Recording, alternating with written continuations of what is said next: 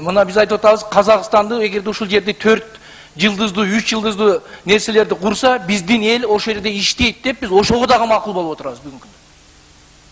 Биз ал жакта дагы биздин кыргыздар Казакстандын колунда иштеп аткан болсо, бул жерде дагы булардын колуна барып иштеп берет деп, ошого биз макулдугубузду берип коюп, ошого ыраазы болуп отурган болсок, анда биз коркоктун коркогу болобуз.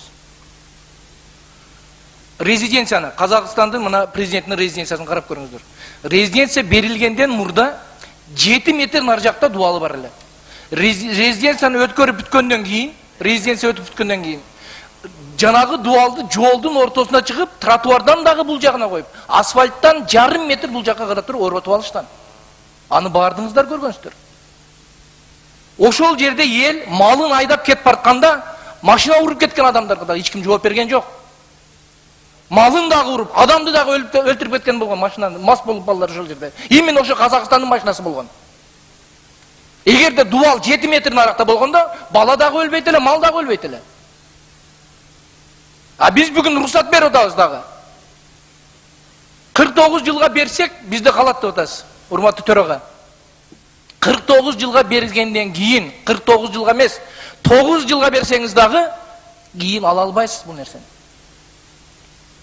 Мана Совет Абадты 25 жылга бергенбиз, Совет Абадты, мен ошол жерде жашаймын. Ошол жерде Карабагыш деген кыргыздын айылы калып кетти. Совет Абадка курулган зданиялар Кыргызстанга, мурдагы ошо Кыргызстанда турган 25 жылга берилгендигине, бүткөндүгүнө 20 жыл болду.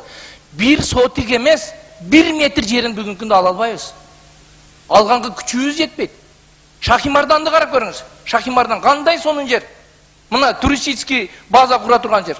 Шахимарданды бергенге канча жылга бергенин эч ким билбейт.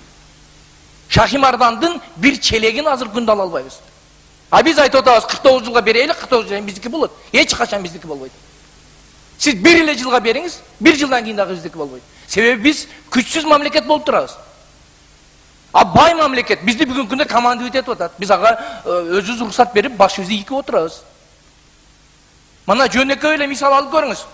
Кошунаңыз бай болсо, жөнөкөй эле үйдө кошунаңыз менен сиз жашасаңыз, кошунаңыз бүгүн сиздин үйүңүздүн ичине кечирип коюңуз, улуу сөздө уят жок. Туалеттин курса, ушу туалет ушул жерде туруп турсун. Жер сеники, туалет меники десе, биз макул болобузбу? Эч качан макул болбойбуз. А бүгүнкү күндө биз хоп, майли деп көкүрөбүздү коюп туруп, өткөрүп бергенге макул болуп отурабыз. Булга кол коюлган деп атабыз, урматтуу төрага. Кол коюлган деп атабыз, соглашение 2006-жылы. Кол коюлган же ошол жерде соглашение карасаңыз, өзгөрткөнгө уруксат деген жери бар, туурабы? Өзгөрткөнгө уруксат, мына өзгөртөйлү буну. Эгерде биз кол коюп койдук эле деп бар нерсени бере берсек, эртеге күнү бизди бир нерсени айтып коеюн. Мына жерде көлдүк депутаттар да отурасыздар, Жанкороз Каниметов аксакал болуп. Көлөне силерди кечирбейт. Көлөне кыргызды кечирбейт. Бүгүнкү күндө силер ушул нерсеге барып, ушул нерсеге макул боло турган болсоңуздар. Кыргызды айтпай эле коеюн. Көлөненин кусурунан өткөн кусур жок. Биз бүгүн буга макулдугубузду бербешибиз керек. Анан эртеге көрөм оппозиция чыкканда биринчи ушул нерсени айтат. Мына аларды сатып беришти, Ак Жол партиясы мындай кылды, Ак Жол партиясына ишенген элеңер, Ак Жол партиясы көпчүлүк добуш менен алып койду деп туруп, булар жар салып чыгышат бүгүнкү күндө. Биз аларга возможность түзүп берип атабыз. Ошолор жар салып турганда көрөм, ошол жерде кимиңиздер барып турганыңарды. Рахат эртеге чыгат, Өзбекстан. Эмне үчүн Казакстанга бердиңер, бизге бербейсиңер деп. Уже чыктыбы? Мына чыкты бүгүн. Эртең аларга дагы беришибиз керек. Себеби Совет Абадты дагы бергенбиз, Шахимардан дагы бергенбиз. Эртең Рахатты беребиз, бүрсүгүнү Бишкектин ортосундагы жерлерди өткөрүп беребиз. 49 жылдан кийин биздин балдарыбыз бизге эмне деген көз караш менен карайт? 49 жыл мурда менин атам, менин апам ушул парламентте отурганда, Ак Жол партиясынын атынан отурганда ошолор добуш берип өткөрүп койду эле деп, биздин балдарыбыз дагы жер тиктеп калат. Биз ага жол бербешибиз керек. Эртең кимин баласысың дей турган болсо, ошол жерде өткөзбөй койгон адамдын баласымын деп айта турган учур келиш керек. Туристтер деп атасыздар, туристтер келип атат, 13 миллиард сом пайдап келип атат. Ушу 4 деле пансионатты бербей койсок, туристтер бизге келбей калабы? Ушу 4 пансионатты бербей койду деп бизге Россиядан туристтер келбей кой, булар Казакстанга бербей коюшту эле деп. Ибрагим Качаназарович, сколько? Я 2 минуты попрошу, Эльмир Султановна, я там с ролордон дагы мен отказ бергенмин.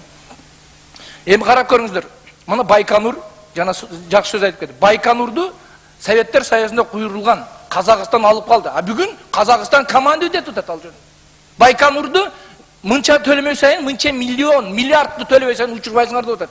А биз болсо бекерге бергенге даяр болуп отурабыз. Дагы бир нерсени айтайын. Урматтуу юрист, сиз айтып атасыз, кечиресиз, фамилияңызды, атыңызды да билбейт экенмин, креслонун аркасында отурган юрист, сизге кайрылып атам. Биз сот болсо утулабыз деп рингке чыкпай туруп боксерге окшоп атасыз. Мен Мухаммед Алиден бүгүн калтак жейм.